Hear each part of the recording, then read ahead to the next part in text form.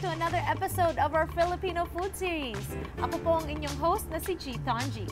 Ngayong hapon na ito, nandito tayo sa LA Rose Café, located on Fountain and New Hampshire, malapit lang sa Vermont. Etong lugar na to has been here for 30 years. Alamin natin kung bakit napaka-popular nila. Cheers!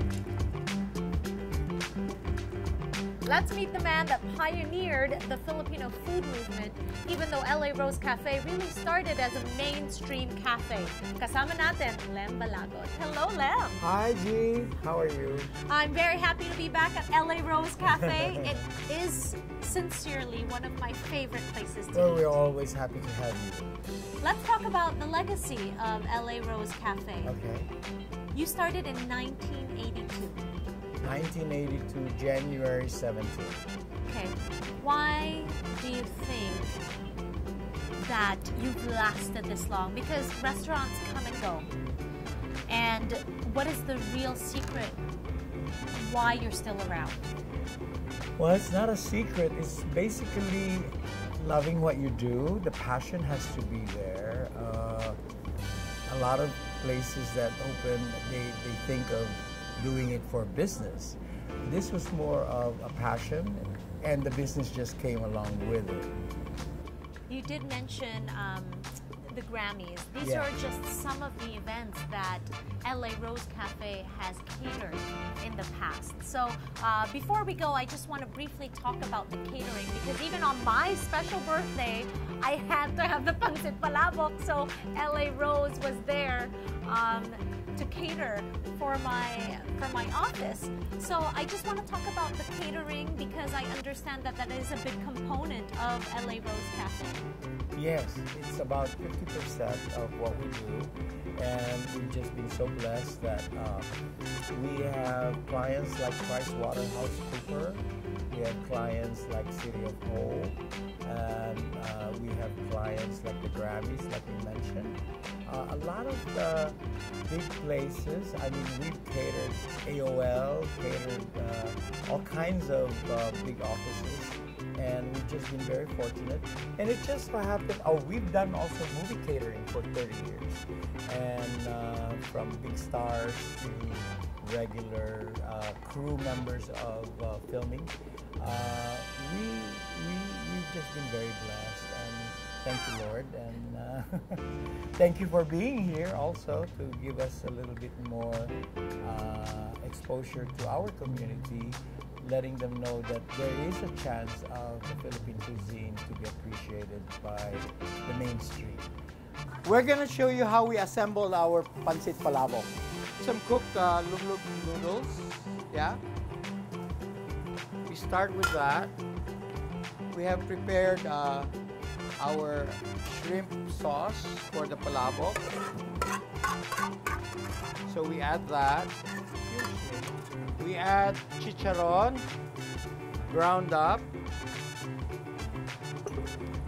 And then we have fish smoked flakes, tinapa.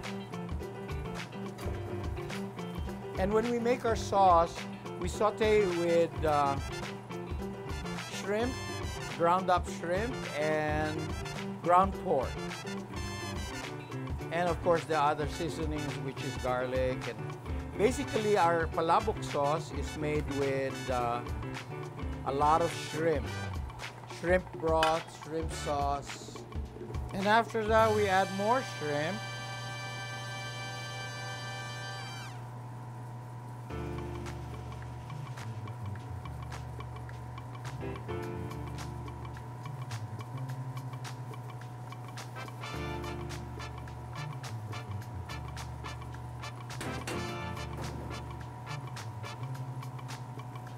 We finish it off with more chicharron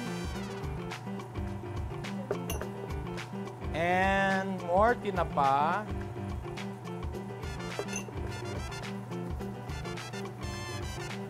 Top it with green onions, sliced and curled to give it a little bit more flair.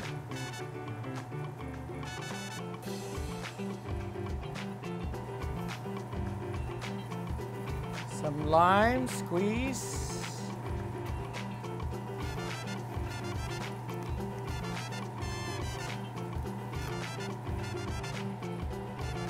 little blessing on the fresh parsley and some toasted garlic.